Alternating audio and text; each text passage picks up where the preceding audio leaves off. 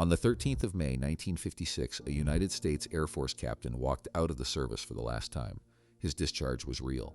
His paperwork was real. The signature releasing him was real. 4 years later, that same man fell out of the sky over the Soviet Union in a black aircraft with no flag on it, and when the Russians paraded the wreckage, the United States government could look the world in the eye and say he was a civilian. He was not.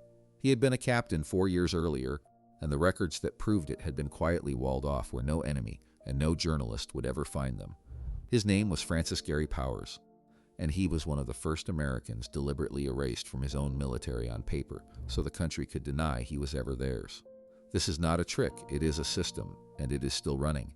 If you want the missions the official record buried, subscribe to War Code. This is one of them. The men who pull this off today wear no name tapes and carry no orders you could ever request. They belong to a unit the Army will not officially confirm exists, headquartered behind the wire at Fort Bragg, North Carolina. The community calls them the unit. The community calls them KIG. The rest of us know the name they were never supposed to have, Delta. And the machine that makes them vanish is older than Delta itself. Here's what most people never understand about a Tier 1 operator going dark. He does not sneak away, he is processed. There is a desk, a form, a code section, and a chain of approvals that runs all the way to the President of the United States. The disappearance is bureaucratic, it is signed, and the entire purpose of those signatures is to build a story the government can tell with a straight face when something goes wrong in a country we are not supposed to be in. To understand it, you have to understand two numbers, Title 10 and Title 50. Title 10 of the United States Code governs the armed forces, the Army, the Navy, the Air Force, the Marines. When American troops fight under military command in uniform, where the role of the United States is meant to be seen and acknowledged, that is Title 10. It is the war the public is allowed to know about. Congress is told. The Armed Services Committees get their briefing. The flag flies. Title 50 is the other country. Title 50 governs intelligence and covert action, and the law that defines it is exact. Covert action is an activity of the United States government to influence political, economic, or military conditions abroad where it is intended that the role of the United States will not be apparent or acknowledged publicly. Read that line again. Not secret, deniable. The difference is everything. A secret operation is one nobody knows about yet. A covert operation is one the government is prepared to lie about forever, and the law built a door between those two worlds. A soldier can walk from Title 10 into Title 50, and when he does, on paper, he stops being a soldier at all. That door has a name inside the community. They call it being sheep-dipped. The term is ugly and old, and it means exactly what it sounds like. You take a man who is unmistakably military, and you run him through a process until he comes out the other side looking like something else. His official military record is pulled. In its place sits a new record that says he separated or retired or simply left. On the surface, he is a civilian now. He has no rank, no unit, no orders. If a foreign government captures him, they hold a man with no army behind him. If a journalist files a records request, they find a soldier who quietly went home. But the surface is a lie, and the lie is the point. Underneath, in confidential files no records clerk will ever open, the truth keeps running. His pay continues. His promotions continue. His time in service keeps counting toward a retirement he is technically not earning. The man is told he is out. The system knows he never left. He has been split into two versions of himself, a public ghost and a private soldier, and only a handful of people are cleared to know both exist. This is how Powers did it. In January of 1956, the Central Intelligence Agency recruited him. On the 13th of May that year, the Air Force discharged a captain. The CIA hired a civilian at grade 12, same man, same morning, two identities. And here is the detail that tells you the whole thing was engineered, not improvised. Before he ever resigned, Powers co-signed a document with the Secretary of the Air Force himself, guaranteeing he could come back at his old rank, with no loss of grade. When the agency was done with him, the government did not lose a captain that day. It hid one. It wrote the return ticket before it printed the lie. The cover went further than the man. The aircraft he flew was dressed as a weather plane and carried civilian agency markings. So a machine built to photograph Soviet missile sites could be presented as a high-altitude research flight gone off course. Powers flew above 70,000 feet, higher than Soviet air defenses could reach until the day they could. On the 1st of May, 1960, a missile knocked him down deep inside Russian territory, and the United States walked straight into its own cover story. Officials announced a weather pilot had strayed off course. Then the Soviets produced the man, alive, in the wreckage, intact, and the lie came apart on the world stage. Powers served 21 months of a Soviet sentence before a prisoner swap brought him home in 1962. The cover failed. The mechanism did not. The mechanism worked exactly as designed right up until a man survived to contradict it. So where did this start? Not with the spy plane, with the jungle and a treaty nobody wanted to honor. In 1962, the Geneva Accords declared Laos neutral. Foreign combat troops were barred from the country, and the United States, fighting next door, decided it needed military men inside Laos anyway. It could not send soldiers, so it stopped calling them soldiers. Green Berets and airmen were pulled from their records, handed civilian cover, and sent across the border to do exactly what soldiers do. They advised indigenous fighters. They ran cross-border raids into Laos and Cambodia. They drew their pay in secret. They kept their rank in secret. And if they died, their families learned that survivor benefits were not a guarantee, but a negotiation, handled case by case in the dark. A retired Air Force colonel named L. Fletcher Prouty put the practice on the record, and the picture he painted has never really changed. The country found a way to fight a war it had promised not to fight, by erasing the men who fought it. The pattern in Laos was not one man with a cover identity. It was a system with its own air force.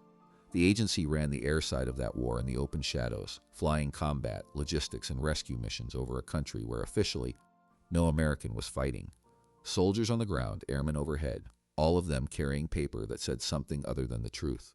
The mechanism that had hidden a single U-2 pilot in '56 had grown into the way an entire theater was fought, and when that war ended, the machine did not. It moved. Now hold that thought, because the machine that started in Laos eventually needed two things America did not yet have: a unit good enough to send, and a command structure that would not get those men killed.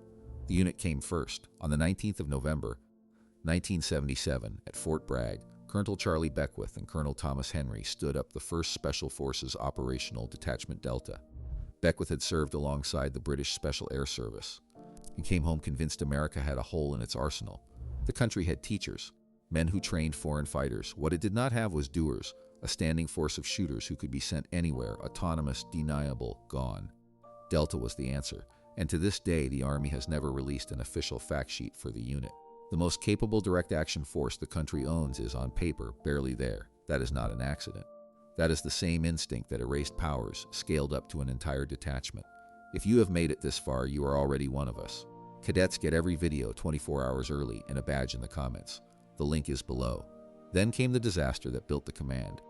On the 24th of April, 1988 helicopters lifted off to rescue 52 American hostages held in Tehran. Only 5 reached the staging point in working order. The mission, Operation Eagle Claw, collapsed at a strip of desert called Desert 1. 8 servicemen died there, and the failure was not about courage. It was about wiring. The services could not talk to each other. Nobody owned the whole picture. A retired chief of naval operations, Admiral James Holloway, led the investigation, and the verdict was brutal and clear. America had the men. It did not have the machine to command them, so the machine was built. In December of 1980 at Pope Field, North Carolina, the Joint Special Operations Command stood up SOC, a single roof over the Army, Navy, and Air Force tip of the spear, designed so that Desert 1 could never happen again. From that point forward, Delta did not operate alone.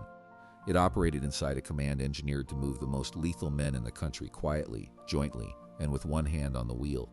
And that is where the legal trick gets dangerous, because now you have a Title 10 unit, JSOC, full of Title 10 soldiers, who can be needed in a place where no American soldier is allowed to be. The country cannot send them as soldiers, so it walks them through the door. They are detached to the Central Intelligence Agency, and the agency has a place built exactly for men like them. It used to be called the Special Activities Division. In 2015, it was renamed the Special Activities Center. Inside it sits the Special Operations Group, the paramilitary arm, and it is staffed in large part by former Tier 1 men, Delta, DevGru, Green Beret, the 75th Ranger Regiment. Defense Reporting assesses the Special Operations Group at fewer than 100 operators, which would make it one of the smallest and most secretive forces the United States fields. When a D-boy crosses into that world, he is no longer wearing the Army, he is carrying the agency, and the agency by law and by design can deny he exists. Here is the part the internet always gets wrong, so listen close. People imagine sheep dipping as a switch a colonel flips before a mission. It is not. The hard legal line runs deeper than that, and it is the most argued line in national security law. A man who served as senior legal advisor to the Special Operations Command that runs these missions, Andrew Wall, laid it out in a National Security Law Journal in 2011. The authorities are not enemies, he wrote. They are mutually supporting. Title 10 and Title 50 are 2 tools the government can pick up at the same time. The fight is over which tool is in your hand at the moment the trigger is pulled. because that single fact decides which committee in Congress is allowed to watch. And that brings us to the signature that makes the whole thing legal, the finding. Before the United States can run a true covert action, the kind it intends to deny, the president has to sign a written authorization called a finding. He has to certify in writing that the operation supports a real national security objective, and he has to name the agencies that will carry it out. This is not tradition. It is statute. It grew out of the Hughes-Rhine Amendment in 1974, which first forced the president to put his name on covert action and report it to Congress. Then Iran-Contra blew a hole in the system, and in the Intelligence Authorization Act for 1991, Congress slammed it shut.